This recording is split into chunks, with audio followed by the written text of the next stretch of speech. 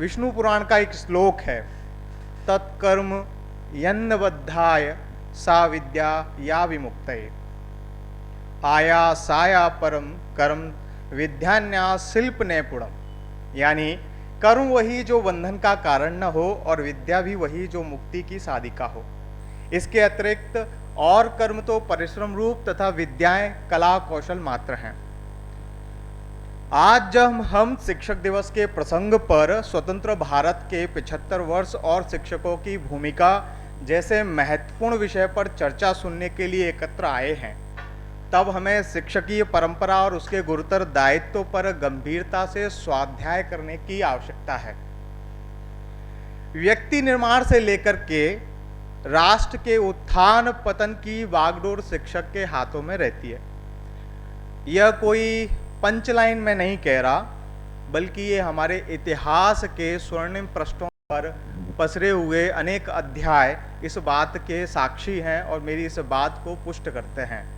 जैसा अभी बहुत सारे गुरु शिष्य परंपरा के उदाहरण संचालक सौरभ ने रखे, चाणक्य, चंद्रगुप्त, मिट्टी में खेलते हुए एक बालक को उठा करके सम्राट बना देना और अत्याचारी शासन का अंत उसके हाथों से करा देना, ये एक शिक्षक के ही सामर्थ्य का परिणाम था। समर्थ रामदास जो शिवाजी की प्रेरणा का केंद्र थे, उसके बाद एक साधारण मनुष्य नरेंद्र को विवेकानंद बना देना, ये भी एक गुरु का ही चमत्कार था। और गुरु अपने ऐसे सामर्थ्यशाली जिनमें कुछ कर गुजरने की या जिनकी प्रतिभा ऐसी होती है, वैसे शिष्यों की प्रतीक्षा भी करते हैं।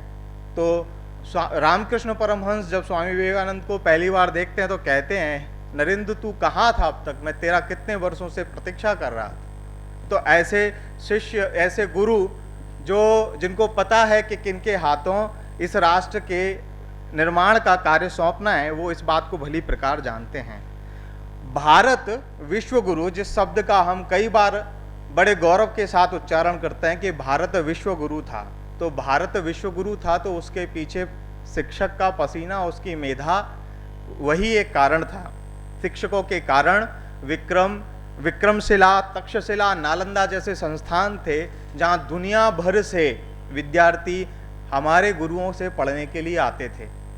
और सिर्फ तक्षशिला और नालंदा जैसे विश्वविद्यालय नहीं, वरन गांव-गांव ज्ञान का केंद्र हुआ करता था। और इसको समझना है तो महात्मा गांधी के सच्चे अनुयायी, क्योंकि महात्मा गांधी के बहुत सारे अनुयायी अपने आप को अनुयायी तो कहते हैं, लेकिन वो वास्तव में पाखंड कर रहे होते हैं, वो उनके अनुयायी नहीं होते। तो इसलिए मैंने इस विशेषण का उपयोग किया कि सच्चे अनुयायी धर्मपाल जी को हमको पढ़ना चाहिए। उनकी एक ग्रंथ है अ ब्यूटीफुल ट्री, जिसको हिंदी में अनुवाद भी है रमणीय वृक्ष। उस पुस्तक में अंग्रेजों के द्वारा किए हुए सर्वे और उनके द्वारा जुटाए हुए आंकड़ों के आधार पर धर्मपाल जी ने यह सिद्ध किया है कि अंग्रेजों के आने के समय भी, यानी 1860 के आसपास भी, भारत में हर गांव शिक्षा का केंद्र था और हर गांव में शिक्षा के उन पाठशालाओं की जवाबदेही एक एक शिक्षक ने संभाल रखी थी। और इस बात को हम ऐसे भी समझ सकते हैं कि जब महात्मा गांधी 1931 में गोलमेज सम्मेलन में भाग लेने के लिए लंदन गए, तो वहाँ उससे पहले, सम्मेलन से पहले एक आयोजन में उनका व्याख्यान था और व्याख्यान का विषय था भारत का भविष्य। और इस विषय पे बोलते हुए उन्होंने भारत की शिक्षा व्यवस्था, ज्ञान परंपरा, उसके ऊपर अपना वक्तव्य दिया और उन्होंने ये कहा कि अंग्रेजों ने भारत की शिक्षा व्यवस्था को नहीं गढ़ा है। कई बार हमारे सामने प्रश्न आता है कि अंग्रेज आए इसलिए भारत में आधुनिक शिक्षा व्यवस्था की शुरुआत होती है, लेकिन नहीं, महात्मा गांधी इस बात का जिक्र करते हैं और वहाँ अपने तर्क और तथ्यों के आधार पर इस बात को प्रमाणित करते हैं कि अंग्रेजों के आने से पहले भारत शिक्षा के क्षेत्र में सर्वोच्च था और भारत की शिक्षा का नाश करने का काम किया है तो ब्रिटिश सरकार ने किया है, ब्रिटिश शासन व्यवस्था ने किया है, उसकी शिक्षा नीति ने किया है। और ये बात वहाँ बैठे एक अंग्रेज शिक्षाविद को चुभ गई और वो उसने इस बात को स्वीकार नहीं किया। और उसके बाद महात्मा गांधी और उस जो अंग्रेज था उसके बीच, उसका नाम था सर फिलिप हार्तोग, उन दोनों के बीच, यानी महात्मा गांधी जी और फिलिप हार्तोग के बीच लंबा पत्राचार हुआ है, लंबा। वो कुछ पत्र लिखते थे, नहीं ये मेरे फैक्ट हैं और आप झूठ बोल रहे थे उस दिन। महात्मा गांधी जी फिर पत्र लिखते हैं, नहीं ये तथ्य है, मेरी बात सत्य है। और ऐसा लंबे समय तक होता है। महात्मा गांधी उस अंग्रेज की बात को मानते नहीं हैं और अपनी बात से कहते हैं कि नहीं, भारत शिक्षा के क्षेत्र में सर्वोच्च था। 75 वर्ष में, पिछले 75 वर्ष में भारत की स्वतंत्रता के बाद भारत के जिस आकांक्षावान भारत को हम आज देख रहे हैं, उसके पीछे भी वह जितना भी जैसा भी उसका सामर्थ्य है, उसके पीछे भी शिक्षक की सत्ता ही खड़ी हमको दिखाई देती है।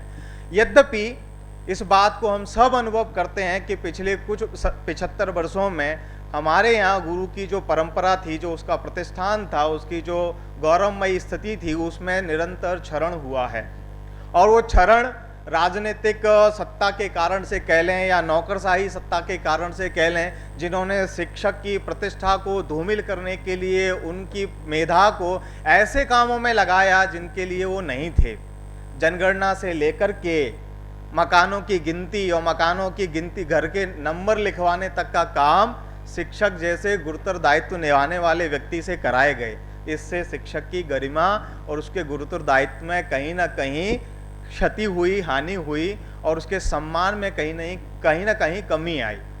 आज लेकिन जब ये मैं बात कह रहा हूं तो इसके लिए मैं पूरी तरह से राजनीतिक सत्ता या नौकरशाही को दोष नहीं देता। इस काम में हमारी भी यानी शिक्षकों की भी कहीं ना कहीं चूक हुई, उस बात को भी हमको समझने की आवश्यकता है। इसलिए हमको आत्मालोचन भी करना चाहिए, आत्म का स्वयं मूल्यांकन भी करना चाहिए कि हम कहाँ चूके।